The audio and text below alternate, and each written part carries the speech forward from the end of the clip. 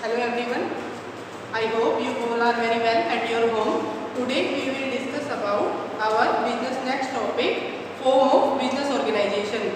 This is our second unit from the business subject from class 11. तो सबसे पहले आज हम बात करेंगे फॉर्म ऑफ बिजनेस ऑर्गेनाइजेशन के बारे में।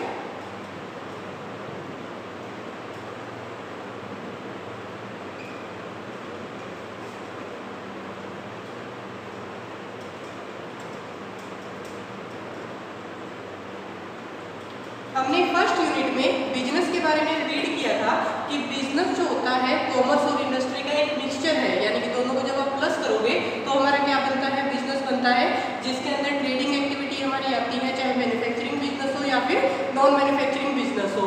तो यहाँ पर जो फॉर्म ऑफ बिजनेस ऑर्गेनाइजेशन है हमारा, जो बिजनेस ऑर्गेनाइजेशन है वो कई टाइप की होती है, जैसे कुछ गवर्नमेंट, कुछ प्राइवेट या फिर कुछ हमारी क्या होती है, सेमी गवर्नमेंट टाइप के बिजनेस होते हैं। तो फॉर्म ऑफ बिजनेस ऑर्गेनाइजेशन के एक बिजनेस की आइडेंटिटी को क्या करता है, क्रिएट करता है कि हमारा जो बिजनेस है वो किस तरीके का होगा, प्राइवेट होगा, गवर्नमेंट होगा, रजिस्टर्ड बिजनेस होगा या नॉन रजिस्टर्ड बिजनेस होगा। तो यहाँ पर फॉर्म ऑफ बिजनेस ऑर्गेनाइजेशन को हम तीन कैटेगरी में क्या करते हैं, डिवाइड करते हैं।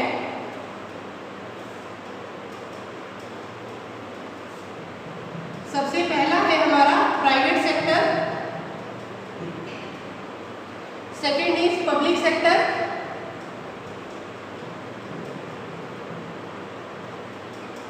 And third one is joint sector.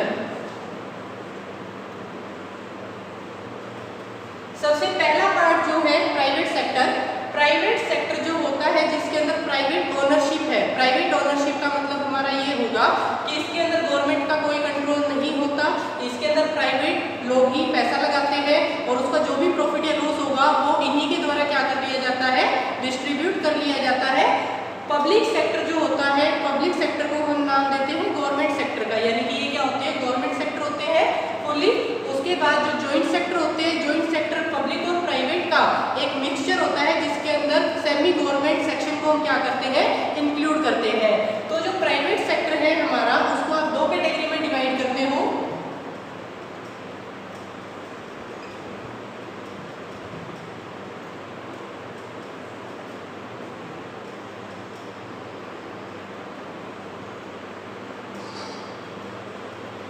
जो पहला है हमारा that is non incorporated and second one is incorporated. जो इसके अंदर प्राइवेट सेक्टर के अंदर पहला पॉइंट है हमारा नॉन इनकॉर्पोरेटेड सेक्टर। इनकॉर्पोरेटेड जो वर्ड है हमारा वो बना है इनकॉर्पोरेशन से। इनकॉर्पोरेशन का मतलब होता है रजिस्ट्रेशन। इसका मतलब ये है कि जब आप गवर्नमेंट के रूल्स रेगुलेशन के अकॉर्डिंग या किसी बिजनेस को लीगली फॉर्म देने के लिए, लीगली कानूनी तौर पर सही नाम देने के लिए आप उसका कानूनी तौर पर रजिस्ट्रेशन करवाते हो, उसको रजिस्टर्ड करवा लेते हैं, यानी कि गवर्नमेंट से लाइसेंस लेके आप क्या करोगे, वो बिजनेस जो है स्टार्ट करोगे या चलाओगे, तो उसको हम कहते हैं इनकॉर्पोरेटेड होना। तो यहाँ पर इनकॉर्पोरेटेड का मतलब है एक रजिस्टर्ड यानी कि लीगल बिजनेस होना। और जो नॉन इनकॉर्पोरेटेड है, नॉन इनकॉर्पोरेटेड के अंदर किसी प्रकार की कोई रजिस्ट्रेशन की फॉर्मेलिटी सरकार के थ्रू या कानूनी तौर पर हमें पूरी नहीं करनी होती। तो जो बिजनेस हमारे रजिस्टर्ड होते हैं वो इनकॉर्पोरेटेड कहलाएंगे और जो बिजनेस हमारे रजिस्टर्ड नहीं होते वो हमारे नॉन इनकॉर्पोरेटेड बिजनेस कहलाएंगे। तो सबसे पहला जो हमारा पॉइंट आता है नॉन इनकॉर्पोरेटेड के अंदर, वो पॉइंट हमारा होगा सोल प्रोप्राइटरशिप का।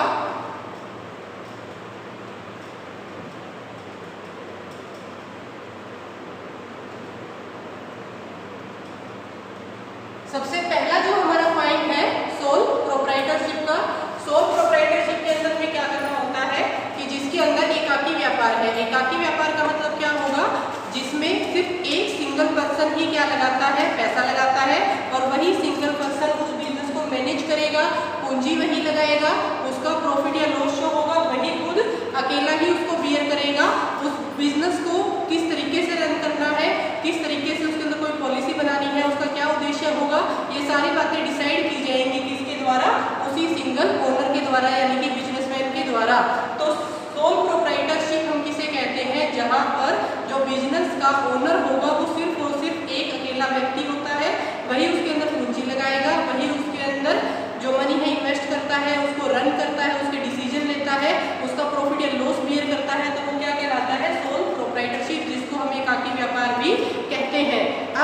करेंगे जो सोल प्रोप्राइटरशिप की फीचर्स है उसके बारे में।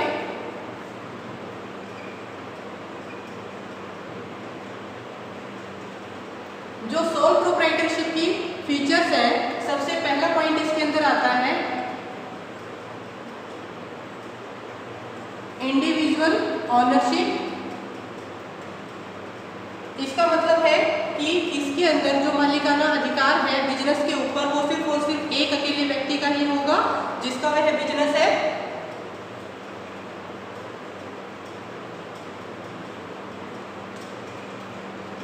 बिजनेस के अंदर जो मैनेजमेंट होगी, मैनेजमेंट जो होगी वो सिर्फ एक अकेले व्यक्ति के द्वारा ही की जाएगी, यानी कि उस बिजनेस को मैनेज करने का, कंट्रोल करने का, उसके अंदर प्लान्स क्रिएट करने का, कोई स्ट्रेटेजी बनानी है, कोई डिसीजन क्रिएट करना है, डिसीजन लेना है, वो सारे काम उस अकेले ओनर यानी कि मालिक के द्वारा ही किए जाएंगे।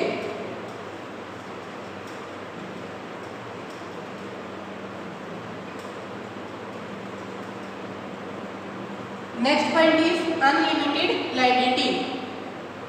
अनलिमिटेड लायबिलिटी क्रिएट होने का मतलब क्या होगा कि जैसे किसी बिजनेस में जितने प्रॉफिट होने के चांसेस है उतने ही हो सकता है कि फ्यूचर हमारा अनसर्टेन है यानी कि अनिश्चित है। क्या पता कोई ऐसी कंडीशन आ जाए जहाँ पे हमें काफ़ी ज़्यादा लॉस जो है वो हानि है वो फेस करनी पड़ जाए, तो वो सारा लॉस है, सारी हानि किसको फेस करनी पड़ेगी? बिजनेस के मालिक को फेस करनी पड़ेगी।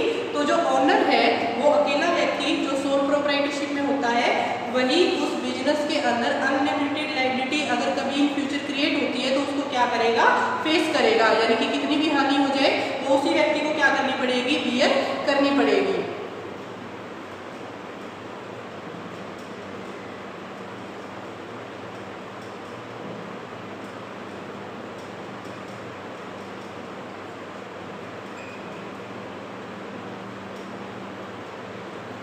Next is freedom in selection of business, यानी कि बिजनेस हमारा कौन सा होगा, कौन सी गुड्स के अंदर डीलिंग करनी है, मैन्युफैक्चरिंग होगा, नॉन मैन्युफैक्चरिंग होगा, किस टाइप की गुड्स के अंदर, जैसे इलेक्ट्रॉनिक गुड्स है, क्लॉथ का बिजनेस करना है, आयरन का बिजनेस करना है, तो उसके अंदर हमारा क्या होता है? बिजनेस की टाइप को सिलेक्ट करने की जो फ्रीडम है वो उस अकेले व्यक्ति को ही होगी, उसको मतलब किसी और के ऊपर डिपेंड नहीं रहना पड़ेगा उस डिसीजन को लेने के लिए। उसके बाद next point is undivided risk.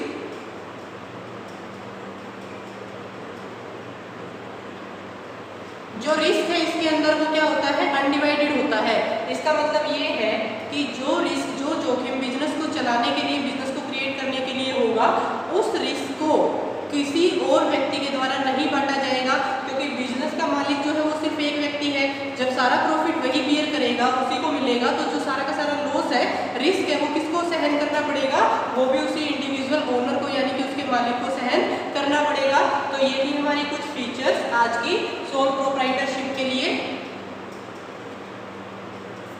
Board साफ करना काट दे, मैं वो कर दूँगी, मैं इसको ट्रिम कर दूँगी। अब हम बात करते हैं हमारी सोल प्रोप्राइटरशिप से रिलेटेड कुछ मेरिट्स या डिमेरिट्स है उन पॉइंट्स के ऊपर।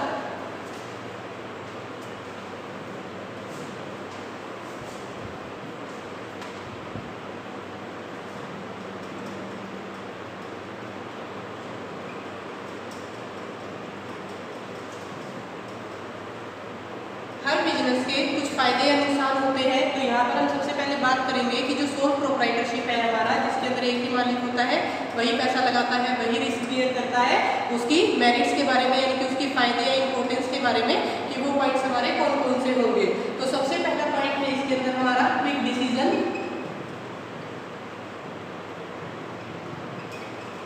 अगर डिसीजन लेना सिर्फ एक व्यक्ति के ऊपर डिपेंड करता है तो वो डिसीजन बहुत जल्दी लिया जा सकता है, लेकिन अगर एक डिसीजन को लेने के लिए कई व्यक्तियों के ऊपर डिपेंड रहना पड़े तो वो डिसीजन लेने में उतनी ही क्या होती है? डिले होती है, यानी कि देरी होती है।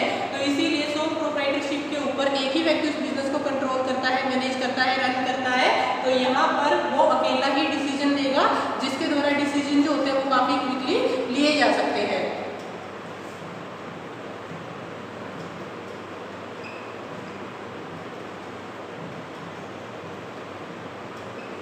Next point is benefit of secrecy, यानी कि सीक्रेसी का मतलब होता है कोई भी चीज़ या कोई भी इंफॉर्मेशन गुप्त रखना। गुप्त रखने का मतलब ये है कि हमारे बिजनेस से रिलेटेड अगर कोई भी इंफॉर्मेशन जो है वो हमें क्या रन कर रहा है, चला रहा है, कैपिटल लगा रहा है, उसको मैनेज कर रहा है, तो जो बिजनेस की इंपॉर्टेंट बातें होंगी, इन फ्यूचर क्या ऑब्जेक्टिव होने चाहिए, कैसे बिजनेस का जो लेवल है वो हमें इंक्रीज करना है, किस तरीके से नए कस्टमर क्रिएट करने हैं, क्या एडवर्टाइजिंग पॉलिसी हमारी होगी, तो यहाँ पर इन सभी बातों से रिलेटेड डिसीजन या जो थिंकिंग है हमारी वो सिर्फ एक ही व्यक्ति करेगा। तो यहाँ पर इंफॉर्मेशन की जो सीक्रेसी है वो हमारी बनी रहती है, क्योंकि कोई दूसरा व्यक्ति नहीं होता जिसको वो इंफॉर्मेशन हमें शेयर करनी पड़े या फिर हमें बतानी पड़े। Next point, direct motivation. Direct motivation के अंदर कि जो हमारा बिजनेस का ओनर होगा वो डायरेक्टली क्या हो जाता है, मोटिवेट हो जाता है, क्योंकि जिस बिजनेस में जितने ज़्यादा मेंबर्स होंगे या जितने ज़्यादा ओनरशिप डिवाइड होती है, जितने ज़्यादा पर्सन्स के अंदर, जितने ज़्यादा व्यक्तियों के अंदर, वहाँ पर वो एक दूसरे को बहुत ज़्यादा कोऑपरेट कई बार नहीं करते हैं, तो डीमोटिवेशन जो होती है वो क्रिएट हो जाती है। तो इसीलिए यहाँ पर एक अकेला व्यक्ति अगर बिजनेस रन कर रहा है और बिजनेस अच्छा चल रहा है, टाइम टू टाइम प्रॉफिट कमा रहा है, तो डायरेक्टली ही वो क्या हो जाता है, मोटिवेट हो जाता है।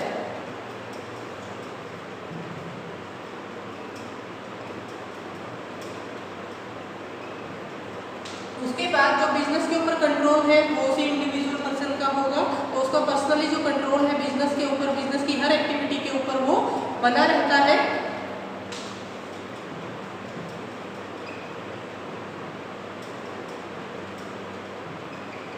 बिजनेस की जो फॉर्मेशन है या बिजनेस की स्थापना है, बिजनेस को क्रिएट करना काफी ज्यादा इसके अंदर क्या होता है, इजी होता है। इजी किस लिए, क्योंकि ना तो इसके अंदर कोई रजिस्ट्रेशन करवाना पड़ता, ना ही कोई लीगल जो फॉर्मेलिटी है वो पूरी करनी पड़ती। तो यहाँ पर इस बिजनेस को एस्टेब्लिश करना या स्थापित करना क्या होता है, काफी ज्यादा इजी होता है। तो ये भी हमारे को सोल प्रोप्राइटरशिप की मेरिट्स यानी कि उसके गुण या फिर उसके फायदे। हम बात करते हैं लिमिटेशंस के बारे में। जो लिमिटेशंस है हमारी, लिमिटेशंस के अंदर जो हमारा फर्स्ट पॉइंट है,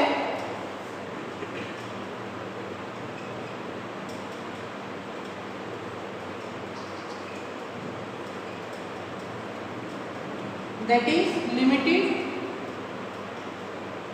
सोर्सेज ऑफ कैपिटल, कि हमारे बिजनेस में जो कैपिटल लगाई जाती है, पैसा लगाया जाता है, पूंजी लगाई जाती है, उसका सोर्स क्या है, हमारे पास लिमिटेड है।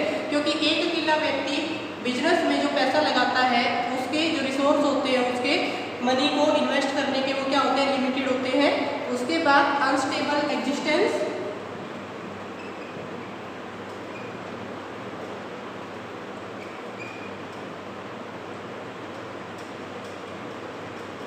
बिजनेस जो होता है वो आपका अनस्टेबल एग्जिस्टेंसी क्रिएट करता है।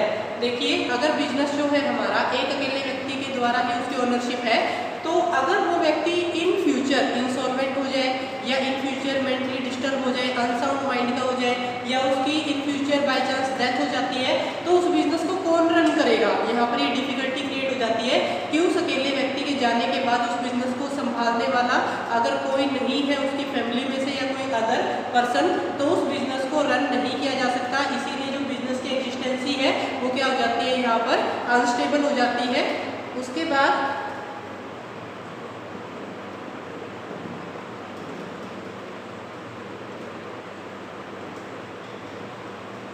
अनलिमिटेड लायबिलिटी, ये हमने फीचर्स में भी पॉइंट पढ़ा था कि एक अकेले ओनरशिप की जो लायबिलिटी है वो अनलिमिटेड होती है।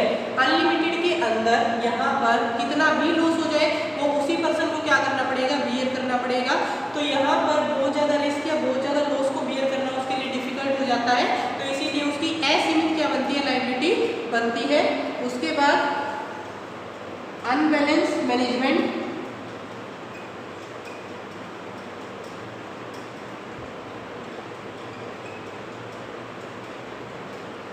किसी भी बिजनेस को मैनेजमेंट करने का मतलब ये है कि अगर किसी भी वर्क को या किसी भी चीज़ को आप अच्छे तरीके से करते हो ताकि उसके रिजल्ट जो है हमारे पॉजिटिव आए, आपके फेवर में आए, तो वो मैनेजमेंट कहलाती है।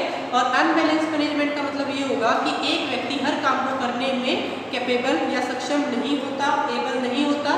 तो इसीलिए एक व्यक्ति उस बिजनेस को चला भी रहा है, कंट्रोल भी कर रहा है, मनी भी इन्वेस्ट कर रहा है, डिसीजन भी ले रहा है, प्लानिंग भी कर रहा है, ऑब्जेक्टिव भी डिसाइड कर रहा है। तो यहाँ पर कई बार जो मैनेजमेंट होती है वो हमारी क्या हो जाती है, अनबैलेंस हो जाती है। क्योंकि जरूरी नहीं है कि जिस बिजनेसमैन ने, जिस व्यक्ति ने बिजनेस में पैसा लगाया है, उसको रन कर रहा है, चला रहा है, मैनेज कर रहा है, उसकी मैनेजमेंट अच्छी हो। तो इसीलिए जो मैनेजमेंट जाती है, या कोई ऐसी आपदा आने के कारण, जैसे सपोज करो काफ़ी लॉन्ग टाइम तक वो व्यक्ति बीमार चला, तो उस बिजनेस को उसके पीछे से कौन मैनेज करेगा, कोई ऐसा व्यक्ति नहीं है। तो यहाँ पर इस तरीके की कुछ डिफिकल्टी आने के कारण हमारी कुछ सीमाएँ जो होती है, लिमिटेशन जो होती है, वो इस पॉइंट्स के अंदर हमारी क्या होती है, क्रिएट होती है। तो this is all for today. तो ये था आज की हमारी वीडियो में।